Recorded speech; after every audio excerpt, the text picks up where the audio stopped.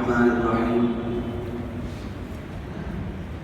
إن الذين كفروا سواء عليهم أأنذرتهم أم لم تنذرهم لا يؤمنون ختم الله على قلوبهم وعلى سمعهم وعلى أبصارهم غشاوة ولهم عذاب عظيم صدق الله العلي العظيم.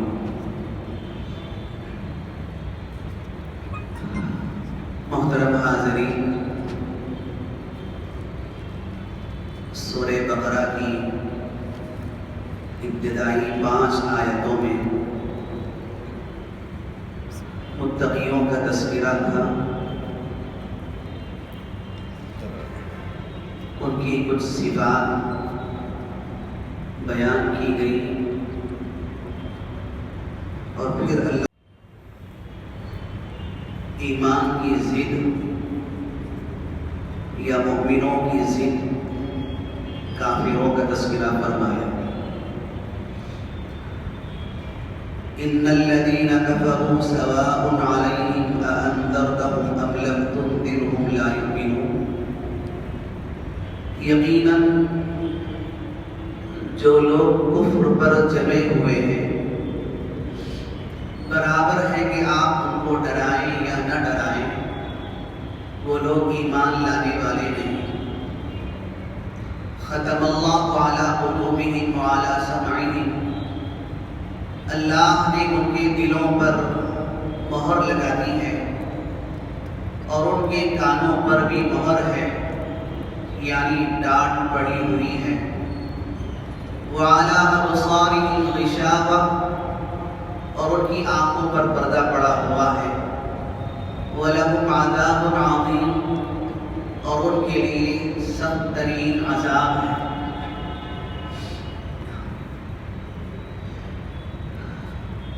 کفر کا لفظ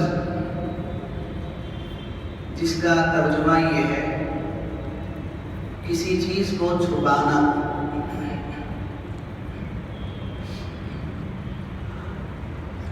کسان کو بھی کافر کہا جاتا ہے اس لیے کہ وہ بیج کو زمین میں چھپا دیتا ہے.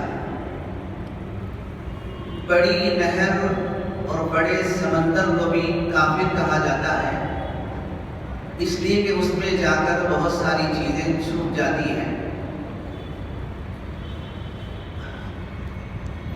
کفر کا لفظ کبھی ناشکری کے لیے بھی استعمال کیا جاتا ہے. حضور اکرم صلی اللہ علیہ وسلم نے نماز کسوف پڑھائی اور پھر صحابہ اکرام رضی اللہ عنہم سے خطاب فرمایا کہ میں نے جنت کو دیکھا ہے، جہنم کو دیکھا ہے، اور پھر جہنم میں نے کثرت سے عورتوں کو دیکھا. پوچھا گیا یا رسول اللہ، عورتیں کثرت سے جہنم میں کیوں ہیں؟ حضور صلی اللہ علیہ وسلم نے فرمایا کہ وہ ناشکری کرتی ہیں، کفر کرتی ہیں. کس کی ناشکری کرتی ہیں؟ وہ اپنے شوہروں کی ناشکری کرتی ہیں. یکفرن العشیر. پھر حضور نے فرمایا اگر کوئی شوہر زندگی گھر احسان کا معاملہ کرے اور پھر کبھی کوئی چوک ہو جائے تو عورتوں کی زبان پر آتا ہے کہ میں نے تم سے کبھی کوئی خیر نہیں دیکھا، بہت جلد ان کی زبان پر ناشکری کے الفاظ آ جاتے ہیں. تو ناشکری کے لیے بھی کفر کا لفظ استعمال ہوا ہے. شریعت میں کفر کسے کہتے ہیں؟ حضور اکرم صلی اللہ علیہ وسلم کی طرف سے جو باتیں قطعی یقینی ہیں ان باتوں کا انکار کرنا، ان باتوں کو نہ ماننا، یہ حقیقی معنی میں کفر ہے. اللہ تبارک و تعالی دنیا میں کسی بھی انسان کو بھیجتے ہوئے کفر کا ٹھپا لگا کر نہیں بھیجتے۔ قرآن مجید میں ہے هو الذی خلقکم فمنکم کافر ومنکم مؤمن، اللہ تو وہ ہے جو تمہیں پیدا کر دیتے ہیں، پھر تم میں سے کچھ ایمان لے آتے ہیں اور کچھ کافر بن جاتے ہیں۔ دنیا میں اللہ تبارک و تعالیٰ نے انسان کی آزمائش کے لیے بھیجا۔ خود انسان کے اندر دو چیزیں رکھی گئی کہ وہ نیکی کے راستے پر چل سکتا ہے، برائی کے راستے پر چل سکتا ہے، اور اس کے اطراف بھی کچھ اچھائیاں ہیں، کچھ برائیاں ہیں۔ اللہ نے تھوڑا سا اختیار بندے کو دیا ہے کہ وہ اپنے اختیار سے نیکی کا راستہ چنتا ہے یا برائی کا راستہ چنتا ہے۔ حدیث میں سرکار دو عالم صلی اللہ علیہ وسلم فرماتے ہیں کل مولود یولد علی الفطرہ ولكن ابواہ یحودانہ او ینصرانہ او یمجسانہ، کہ ہر بچہ جو دنیا میں پیدا ہوتا ہے وہ دین فطرت پر پیدا ہوتا ہے، پھر اس کو اطراف کا ماحول یا پھر والدین اسے مجوسی بنا دیتے ہیں یا نصرانی بنا دیتے ہیں یا یہودی بنا دیتے ہیں۔ تو ہر انسان جو دنیا میں آتا ہے وہ دین فطرت پر آتا ہے، وہ دنیا میں آتے ہوئے کفر کا ٹھپا لگا کر نہیں آتا، اطراف کا ماحول اسے کفر پر مجبور کر دیتا ہے۔ یہ انسان کی آزمائش ہے، امتحان ہے کہ وہ صحیح راستہ اختیار کرتا ہے یا غلط راستہ اختیار کرتا ہے۔ ان الذین کفروا، جو لوگ کفر پر جمے ہوئے ہیں، ڈٹے ہوئے ہیں، یہاں دو مفہوم نکلتے ہیں۔ کچھ لوگ وہ ہوں گے جن کو ماحول نہیں ملا، کفر کا ماحول ملا یا جہالت تھی، نادانی تھی، لیکن ان کے اندر صلاحیت تھی اور وہ طلب رکھتے تھے، بہت ممکن ہے آگے چل کر وہ ایمان قبول کر لیں۔ لیکن جن لوگوں نے کفر پر رہنے کو اپنے آپ کو راضی کر لیا ہے، ڈٹے ہوئے ہیں، جمے ہوئے ہیں، وہ کسی حال بھی ایمان کو قبول کرنے کے لیے تیار نہیں ہیں، تو اللہ فرماتے ہیں کہ ایسے لوگ جو کفر پر جمے ہوئے ہیں، ڈٹے ہوئے ہیں، پیغمبر آپ ان کو ڈرائیں یا نہ ڈرائیں، وہ ایمان لانے والے نہیں ہیں۔ کفر کے کچھ درجات ہیں۔ ایک درجہ یہ ہے کہ آدمی دل سے بھی حق کو نہ مانے اور زبان سے بھی نہ مانے، دل سے بھی انکار کرے، زبان سے بھی انکار کرے، یہ کفر کا اعلیٰ ترین درجہ ہے، یہ بھی کفر ہے۔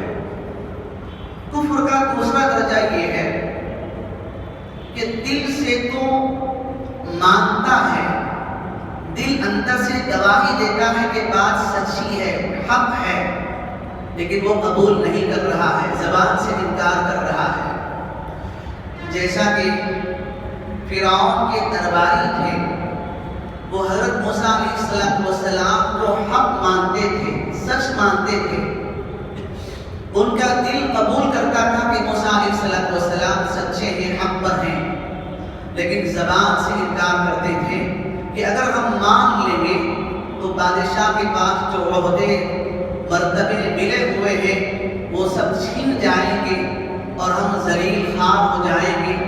قرآن مجید میں فرمایا گیا وَجَحَدُوا بِهَا وَاسْتَيْقَنَتْهَا أَنفُسُهُمْ، وہ لوگ انکار کر رہے تھے اور ان کا دل یقین کر رہا تھا، موسیٰ علیہ السلام کی بات کو مان رہا تھا۔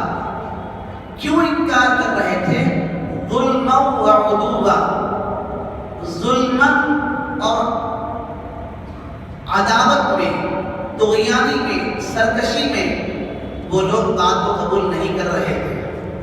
فانظر کیف کان عاقبۃ المفسدین، فساد کرنے والوں کا کیا انجام ہوا، پھر آپ دیکھ لیں۔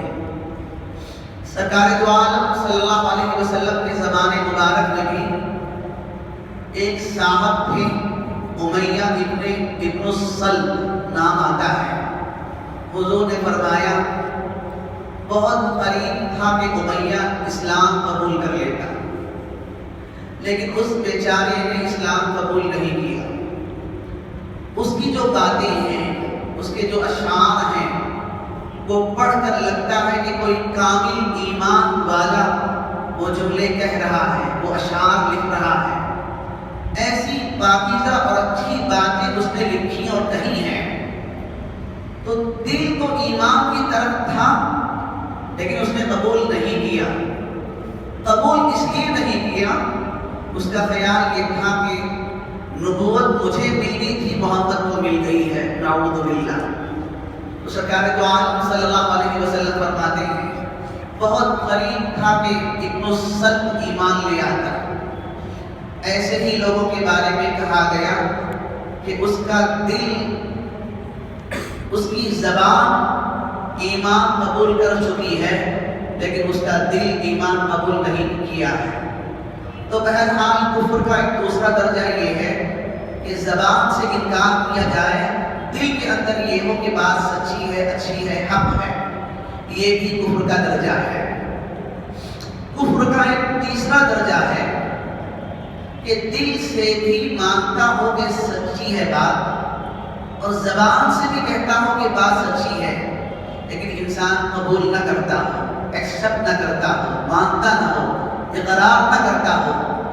جیسا کہ ابو طالب تھے، حضور اکرم صلی اللہ علیہ وسلم کے دایا یا یوں کہہ لیجیے چچا تھے، جنہوں نے حضور کی پرورش فرمائی۔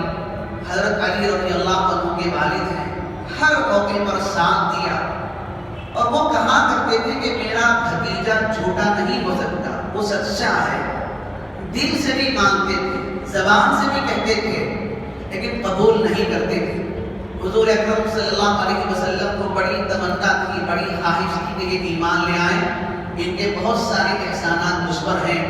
تو اللہ تبارک و تعالیٰ نے فرمایا انک لا تہدی من احببت، پیغمبر آپ جسے چاہیں کہ ہدایت نہیں دے سکتے، آپ اتنا غم کیوں کر رہے ہیں، کیوں اتنی تکلیف اٹھا رہے ہیں؟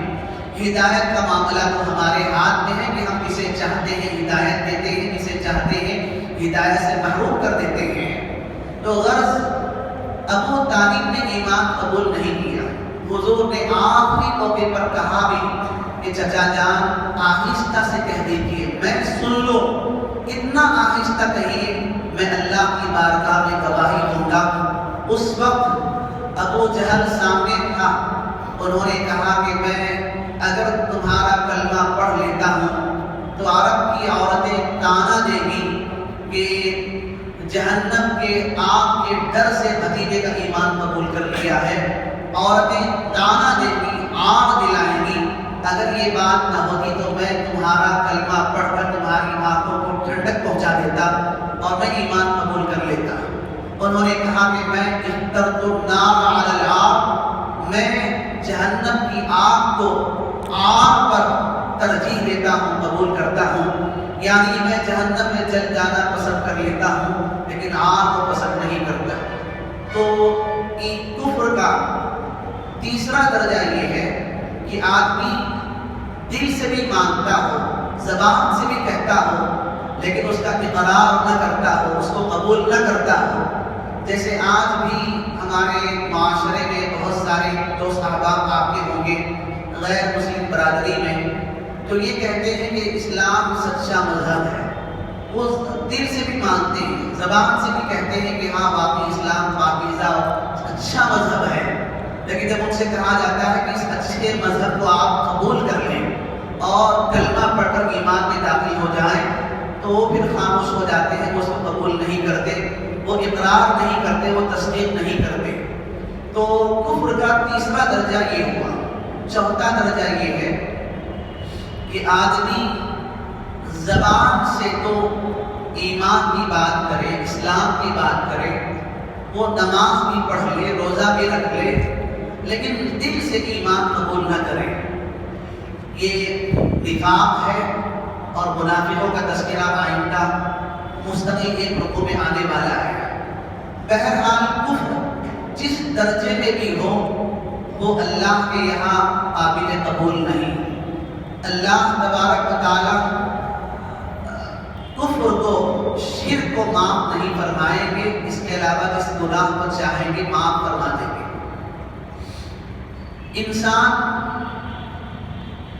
کفر اختیار کر لیتا ہے اور اس پر جم جاتا ہے تو اس کے حق میں ڈرانا نہ ڈرانا دونوں برابر ہو جاتے ہیں۔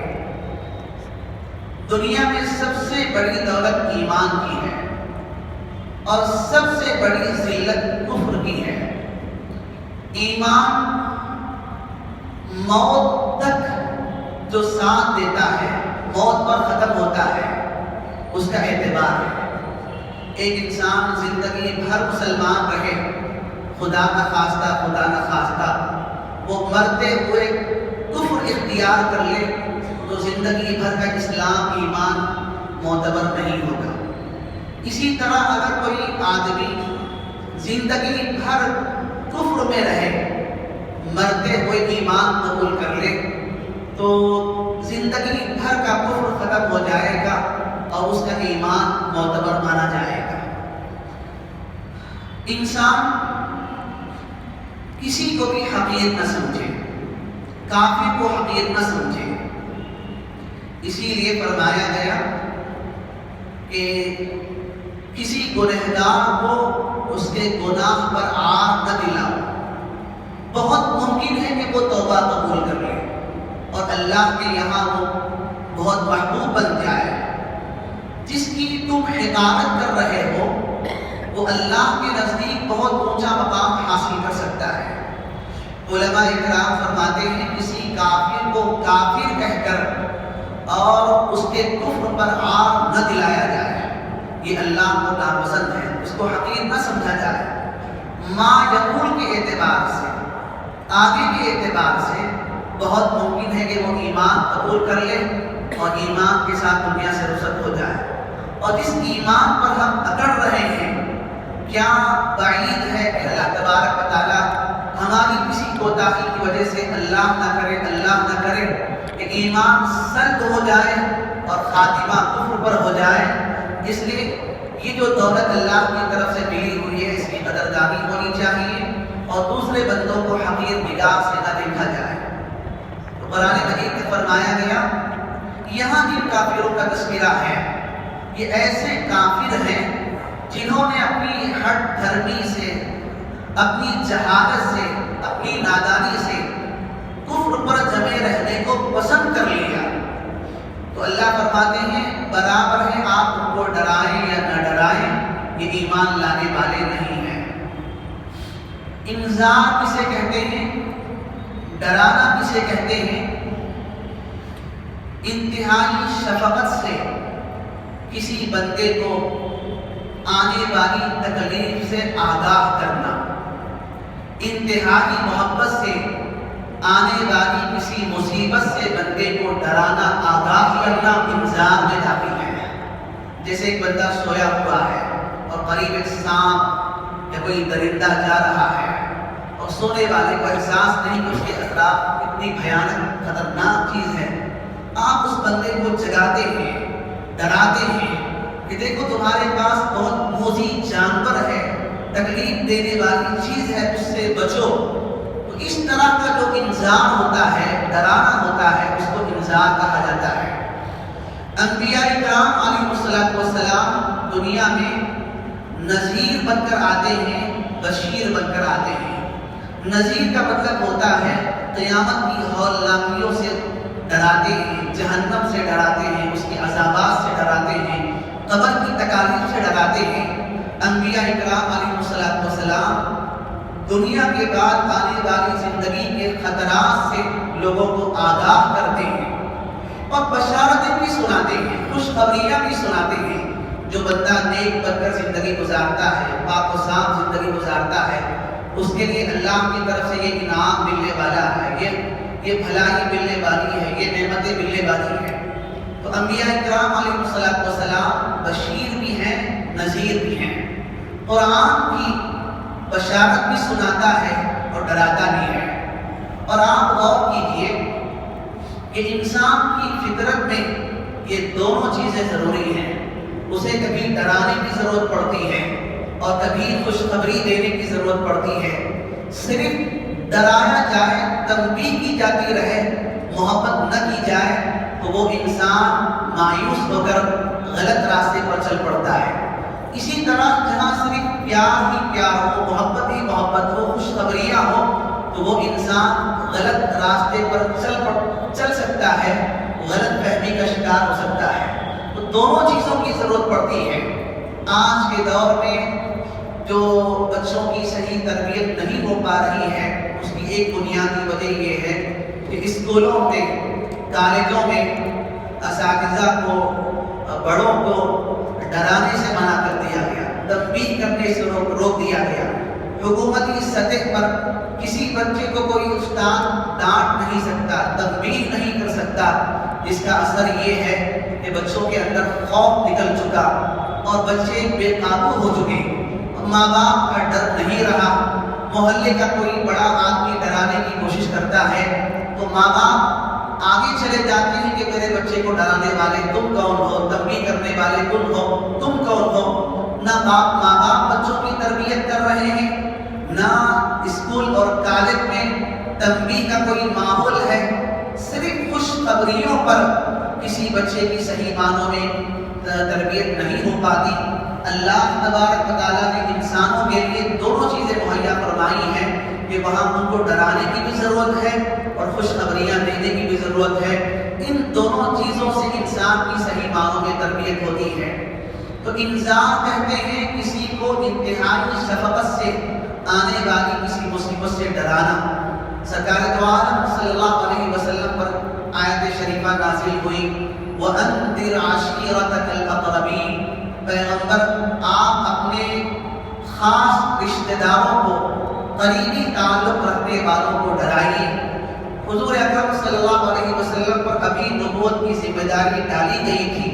حضور نے رشتہ داروں کو دعوت دی، سب کو بلایا، کھانا پیش فرمایا اور جب سب لوگ کھانے سے فارغ ہو گئے سرکار دو عالم صلی اللہ علیہ وسلم نے انہیں اللہ کی طرف بلایا، ایک اللہ کی دعوت دی کہ اسی کی بندگی کی جائے، اسی کی عبادت کی جائے.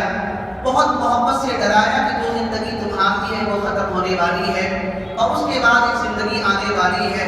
اگر اللہ کے ساتھ کسی اور کو شریک بنا کر شرک کے ساتھ دنیا سے جاؤ گے تو بہت نقصان ہونے والا ہے.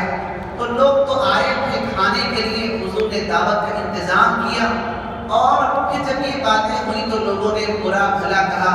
سرکار دو عالم صلی اللہ علیہ وسلم حضور صفا کی چوٹی پر کھڑے ہو کر اعلان کرتے ہیں لوگوں میں اگر یہ کہوں کہ پہاڑ کی اس چوٹی پر بھی میری نگاہ ہے، سامنے بھی میں دیکھ رہا ہوں، پیچھے بھی دیکھ رہا ہوں.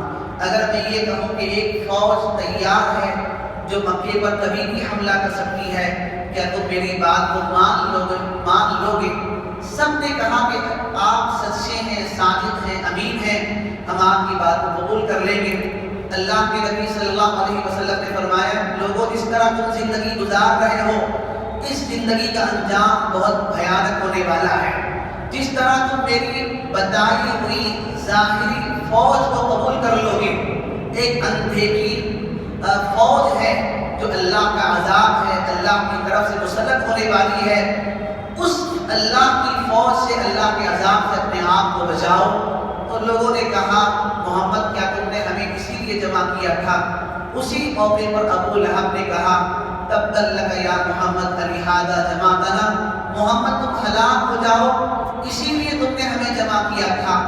یہ تمام باتیں رسول اللہ صلی اللہ علیہ وسلم کے ساتھ پیش آئیں کہ حضور کو تو خواہش تھی، حرص تھی، بہت شدید خواہش تھی کہ ہر شخص ایمان قبول کر لے، ہر شخص ایمان لے آئے.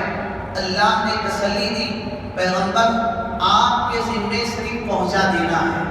ان علیک الا البلاغ ان انت الا نذیر، آپ صرف ڈرانے والے ہیں. وما انت علیہم بوکیل، آپ ان پر مسلط نہیں ہیں. یہ لوگ آپ کی بات کو قبول نہیں کر رہے ہیں تو ان کے اندر کفر جمع ہوا ہے. اور یہ لوگ کفر پر ڈٹے ہوئے ہیں، ڈرائیں نہ ڈرائیں، یہ ڈرانا نہ ڈرانا ان کے حق میں برابر ہے، یہ ایمان لانے والے نہیں ہیں۔ تو یہ ایسے کافروں کے بارے میں نازل ہوئی ہے جن کو اللہ کی تقدیر میں طے تھا کہ انہیں موت آئے گی کفر پر، جیسے شیبہ ہے، ابو جہل ہے، ابو لہب ہے، ایسے سب دشمنان اسلام کے بارے میں یہ آیت نازل ہوئی۔ حالانکہ اس کے بعد بہت سے لوگ ایسے بھی تھے جنہوں نے اسلام قبول کیا، ابو سفیان، اکرمہ اور دوسرے کچھ لوگ تھے جو مشرف پر اسلام کے اسلام میں داخل ہوئے۔ تو یہ ان کافروں کے بارے میں کہا جا رہا ہے جو اپنی جہالت سے، عناد سے، تکبر سے طے کر چکے ہیں کہ ایمان کسی کی درجے میں قبول کرنا نہیں ہے، تو ان کے بارے میں کہا جا رہا ہے کہ آپ ڈرائیں نہ ڈرائیں، یہ لوگ ایمان لانے والے نہیں ہیں۔ ختم اللہ علی قلوبہم وعلی سمعہم، اللہ نے ان کے دلوں پر مہر لگا دی ہے اور ان کے کانوں پر ڈانٹ پڑی ہوئی ہے۔ یہاں ایک سوال یہ پیدا ہوتا ہے کہ جب اللہ ان کے دلوں پر مہر لگا دے اور ان کے کانوں پر پردہ ڈال دے اور ان کو کچھ سنائی نہ دے، دکھائی نہ دے، اللہ مہر لگا دے، تو پھر ان لوگوں سے یہ کہنا کہ ایمان لے آؤ تو کیسے درست ہوگا؟ قرآن مجید میں اللہ تبارک و تعالیٰ نے سورہ فصلت کی آیتوں میں اس کا جواب مرحمت فرمایا ہے۔ حامیم تنزیل من الرحمن الرحیم، یہ کتاب رحمان الرحیم کی جانب سے نازل کی گئی ہے۔ کتاب فصلت آیات، جس کی باتیں کھول کھول کر بیان کی گئی، قرآن عربی لقوم یعلمون، اور یہ کتاب اتاری گئی ہے عربی زبان میں تاکہ عرب کے یہ لوگ اس کو صحیح معنوں میں سمجھ سکیں، اس کو سمجھنا چاہیں تو آسانی سے سمجھ سکیں۔ بشیرا و نذیرا، اور یہ کتاب بشارت بھی دیتی ہے، ڈراتی بھی ہے۔ فأعرض أكثرهم فهم لا يسمعون، ان میں سے بہت سے لوگ ایسے ہیں جو روگردانی کرتے ہیں، اس کتاب کو سنتے نہیں ہیں۔ اور جب بہت زیادہ اصرار کیا جاتا ہے تو ان لوگوں نے کہا وَقَالُوا قُلُوبُنَا فِي أَكِنَّةٍ مِّمَّا تَدْعُونَا إِلَيْهِ، کہ اے محمد جس بات کی طرف، توحید کی طرف، قرآن کی طرف تم بلا رہے ہو، ہمارے دل پردوں میں ہے۔ وَقَالُوا قُلُوبُنَا فِي أَكِنَّةٍ مِّمَّا تَدْعُونَا إِلَيْهِ، تم بلا رہے ہو، ہم سننے والے نہیں ہیں، ہمارے دل تو پردوں میں ہے۔ وَفِي آذَانِنَا وَقْرٌ، اور ہمارے کانوں میں ڈانٹ پڑی ہوئی ہے۔ وَمِن بَيْنِنَا وَبَيْنِكَ حِجَابٌ، اور ہمارے تمہارے درمیان پردہ ہے، ہم آپ کی بات کو کسی طرح قبول نہیں کریں گے۔ فَعَمَلْ إِنَّنَا عَامِلُونَ، جو کرنا ہے تم کرو، ہمیں جو کرنا ہے ہم کریں گے۔ تو یہ جواب کافروں کی طرف سے آیا کہ ہم کسی بھی طرح تمہاری بات کو سننا نہیں چاہتے، جس چیز کی طرف تم بلا رہے ہو ہمارے دل پردے میں ہے، ہمارے کانوں میں ڈانٹ پڑی ہوئی ہے، ہمارے تمہارے درمیان پردہ حائل ہے، ہم کسی بھی طرح تمہاری بات کو ماننے والے نہیں۔ تو اللہ نے فرمایا بل طبع اللہ علیہا بکفرہم، اللہ نے ان کے دلوں پر مہر لگا دی ان کے کفر کی وجہ سے، انکار کی وجہ سے۔ یہاں فرمایا جا رہا ہے کہ ان کے کفر کی وجہ سے اللہ تبارک و تعالیٰ نے ان کے دلوں پر، ان کے کانوں پر مہر لگا دی ہے اور ان کی آنکھوں پر پردہ پڑا ہوا ہے اور ان کے لیے سخت ترین عذاب ہے۔ اللہ نے تین چیزیں یہاں ذکر فرمائی، کانوں کا تذکرہ فرمایا، آنکھوں کا تذکرہ فرمایا، دل کا تذکرہ فرمایا۔ اگر حقیقی نگاہ سے دیکھیں تو یہ تین چیزیں ایسی ہیں جس سے انسان علم حاصل کرتا ہے، سن کر علم حاصل ہوتا ہے، قرآن کی آیتیں، نبی کی حدیثیں، واعظ کا وعظ اور اچھی باتیں۔ تو کانوں سے یہ چیزیں سننی چاہیے، ان لوگوں نے سننے کا اہتمام نہیں کیا۔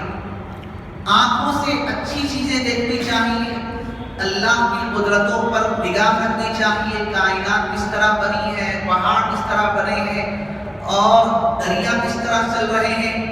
ان چیزوں کو دیکھ کر اگر آدمی کچھ سمجھنا چاہے تو سمجھ سکتا ہے، لیکن کا بنانے والا اللہ ہے۔ تو یہ چیزیں دکھ تو رہی ہیں لیکن ان چیزوں سے فائدہ نہیں اٹھایا جا رہا ہے، تو اللہ نے فرمایا ان کی آنکھوں پر پردہ پڑا ہوا ہے۔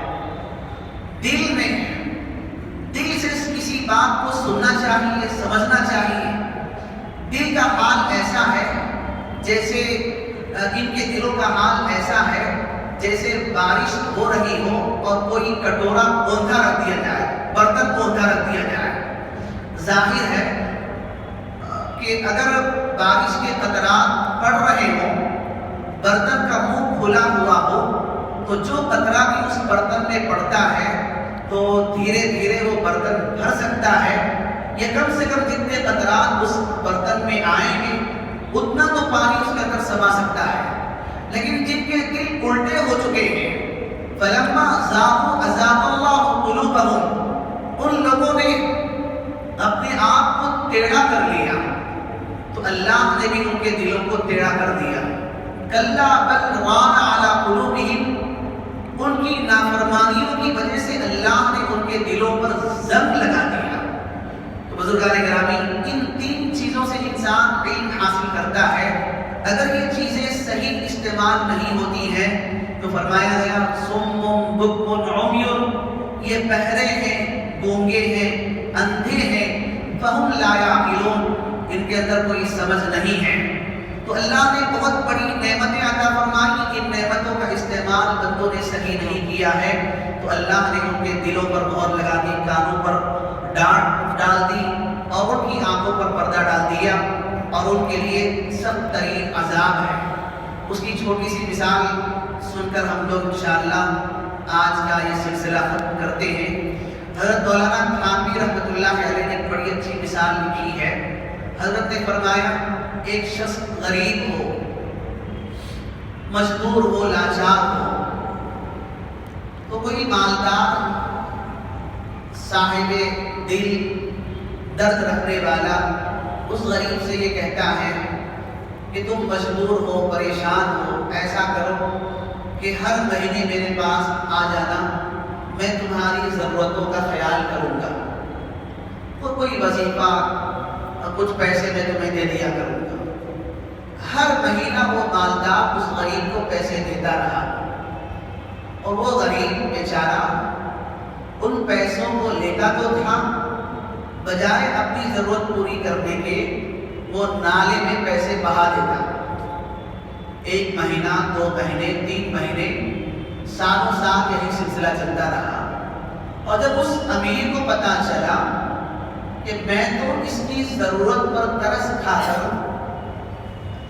اس کی مجبوری دور کرنے کے لیے مالی تعاون کر رہا ہوں، اور یہ بے وقوف نالائق ایسا ہے کہ بجائے اپنی ضرورت پوری کرنے کے اللہ کی اس نعمت کو ضائع کر رہا ہے، تو اس غریب کو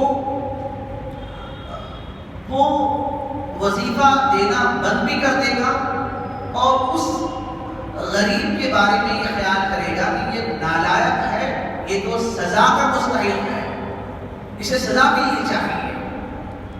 تو بالکل یہی مثال ہے کہ اللہ نے 3 بڑی بڑی نعمتیں عطا فرمائی، دل عطا فرمایا، آنکھ عطا فرمائی، کان عطا فرمائے، اور جو بندے اللہ کو نہیں پہچان رہے ہیں، اللہ کی قدرت کو محسوس نہیں کر رہے ہیں، تو اللہ تبارک و تعالیٰ فرماتے ہیں کہ میں نے اتنی بڑی نعمتیں انہیں عطا فرمائی اور پھر ان نعمتوں کا یہ صحیح استعمال نہیں کر رہے ہیں، تو یہ تو اسی لائق ہے کہ ان کے دلوں پر پردہ ڈال دیا جائے اور انہیں سزا دی جائے۔